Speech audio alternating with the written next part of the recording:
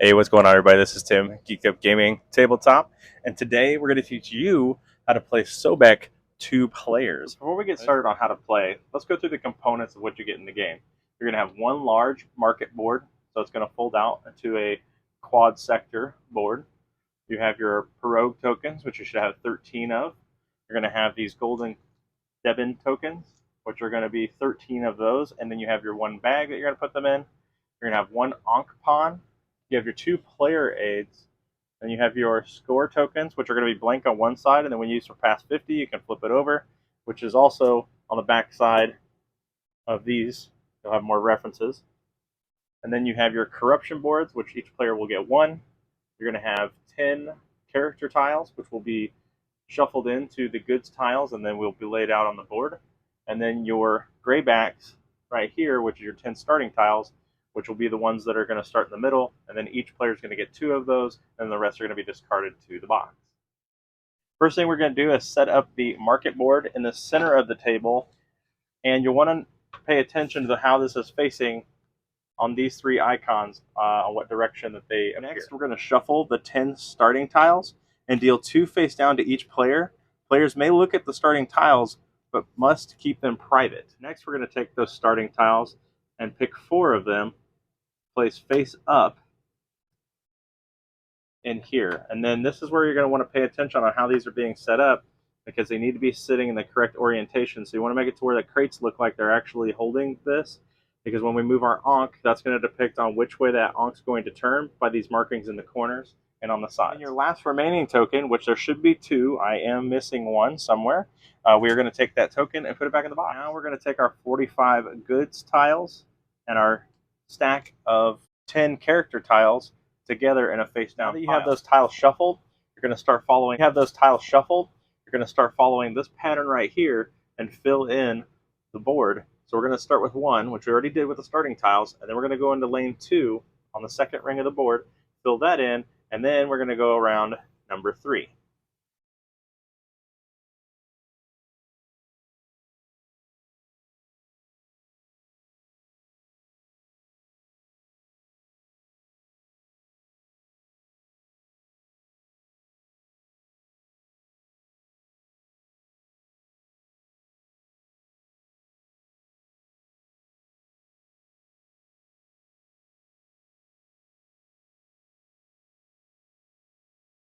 So now that you have the board completely filled, keep your stack off to the side so that you can refill any tiles that are to be refilled once that part of the game triggers. Also make sure that they are all facing the same orientation.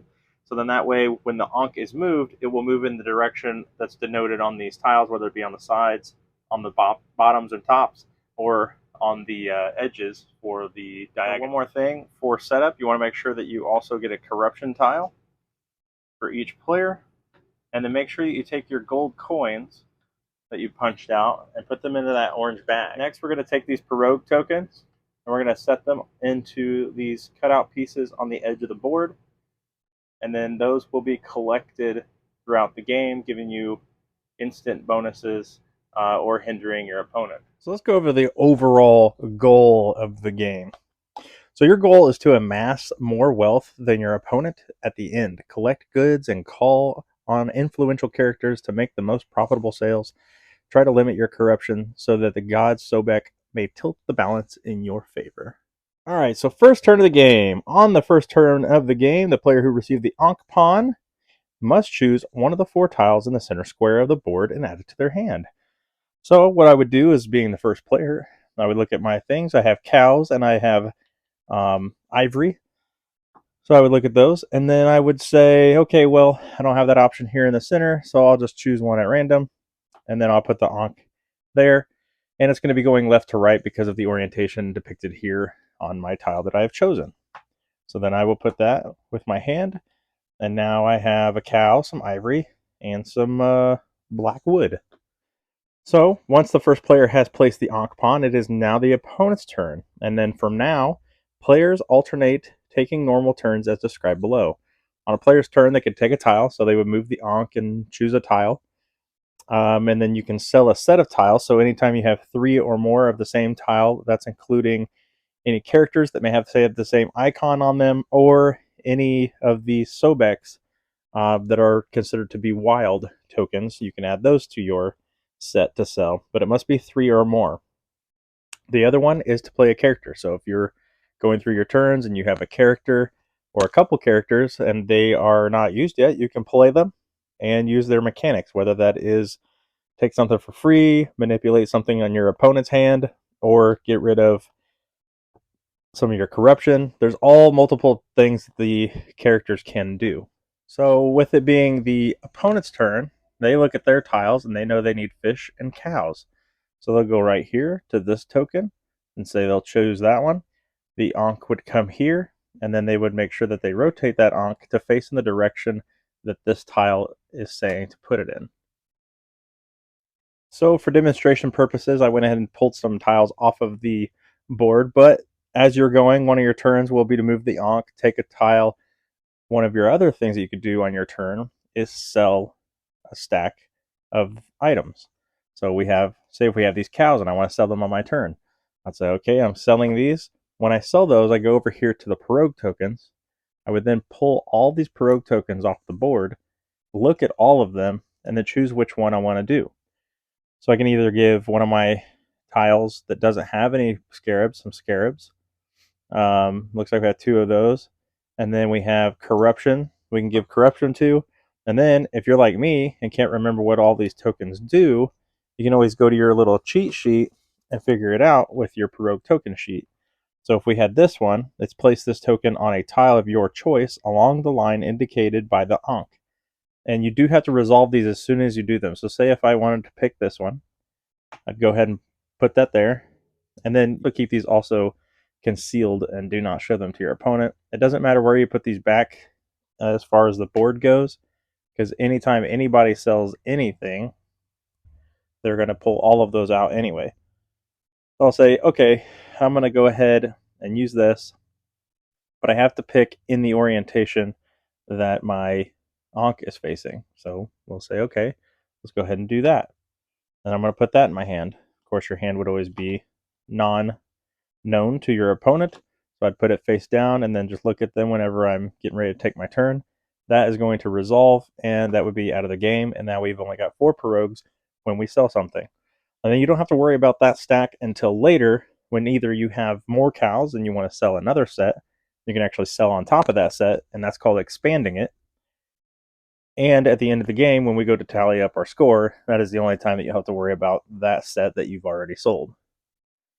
Now let's say the game's been going on a while, I've accrued a character, and it's my turn. So the third thing that I can do on my turn is play that character. So I would figure out what that character can do by grabbing the sheet and looking at it and be like, okay, I have the courtesan, so I'm going to add 1 or 2 tiles from my hand to a matching set of goods that I previously sold. So I don't even have to worry about actually having a full set of cows, because if I go to do the expansion, I have to have a set of 3 again to add to that. But if I had this cow in my hand and used her, I could just go ahead and put that right on that stack, because I've already previously sold that, and I could add that to that. That's what she would do, and then she would resolve and go away. Now, characters you can use whenever you want, so that's your choice.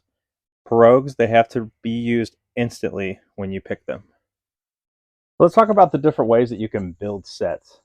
As you're collecting them, you can get the same thing and put those sets together, or you can have your Sobeks and put those together with your sets and come up with these 3 of a kind with a wild.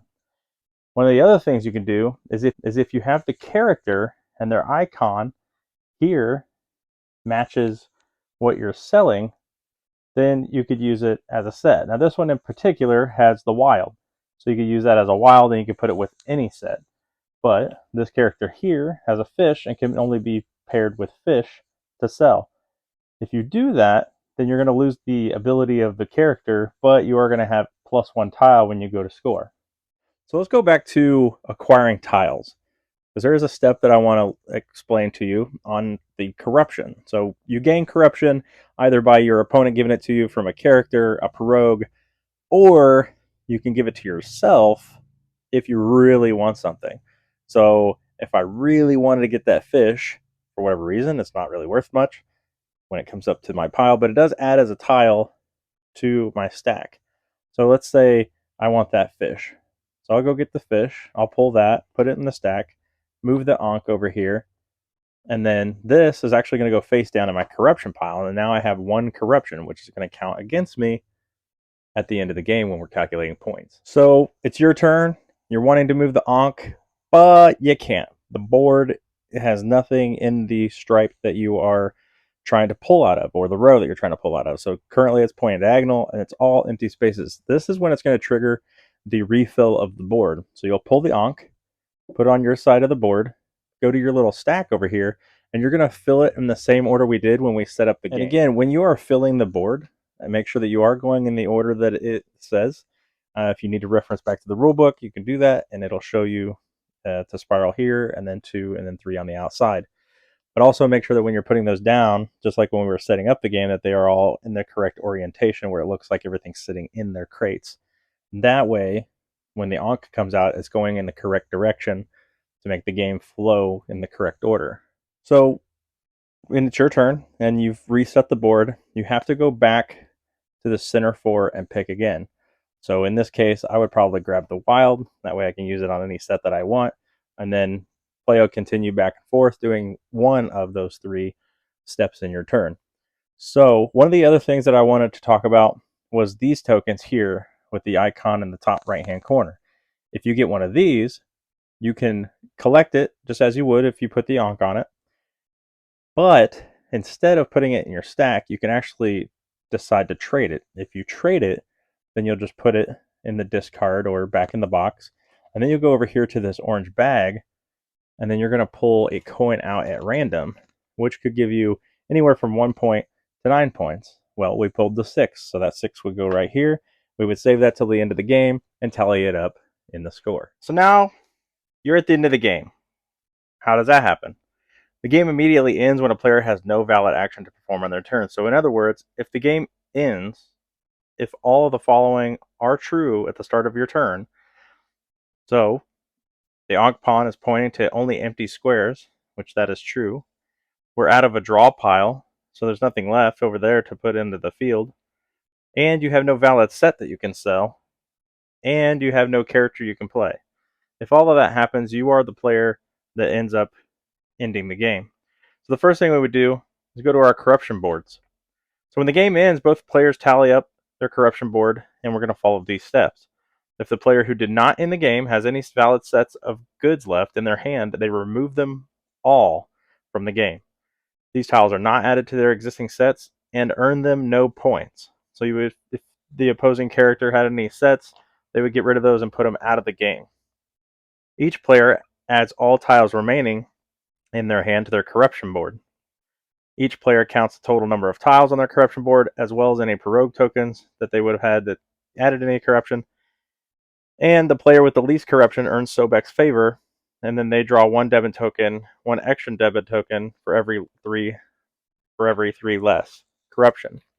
So if we were going to go check our stuff, I have a total of 6. So my opponent would get their first coin because they had less corruption, and then they get 2 more because I have 6 more than they have. They have 0, I have 6, so they're going to get 2 more tokens. So now we're going to talk about the score sets. So you've got your set, and then you've got your other multiple sets you've been collecting throughout the game, and now it's time to score those. So each set of goods a player has in front of them is worth the number of tiles in the set multiplied by the number of scarabs in that set.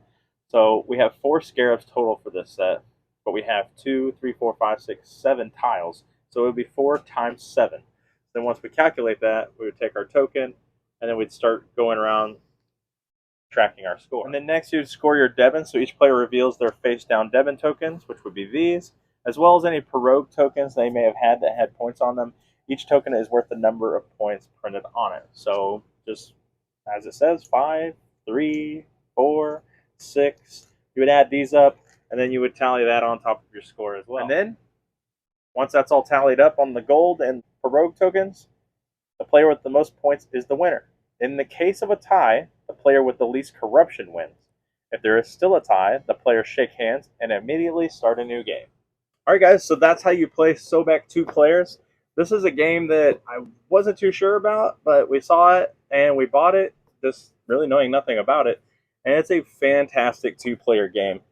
So, I mean, you're collecting tiles, you're selling those tiles, and then the tiles aren't worth points until the end of the game, which is really nice because I don't like calculating stuff in the middle of the game, and then the table gets bumped or the score sheet gets messed up, and then you're like, well, what was the score? And then you had to calculate it. But this is really nice. Everything's calculated at the very end of the game, and it's a solid two-player game. We have played it multiple times. I'd probably say 10. I've only won one game out of those 10, but my wife wasn't paying attention, and I beat her like 117 to something.